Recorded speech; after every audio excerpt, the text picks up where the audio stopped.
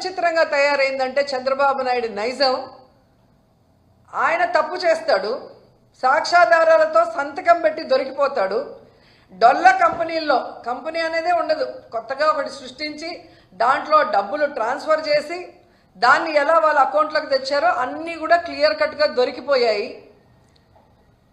Skill development స్కామ్లో ED కూడా కొంతమందిని అరెస్ట్ చేసింది, కొంతమంది ఆస్తుల్ని అటాచ్ చేసి అవినీతి జరిగిందని ప్రూవ్ కూడా చేసిన తర్వాత నాకు కన్ను బాగలేదు, ముక్కు బాగలేదు, కిడ్నీ బాగలేదు, వయసు అయిపోయిందని దొంగ తిరుగుడు చెప్పి బెయిల్ తీసుకొని బయటకు వచ్చి ఏదో తాను తప్పు చేయనట్టుగా ఆ కేసుని ముందుకు నడిపించకుండా ఎలా ఆపేశాడో అందరూ చూశారు.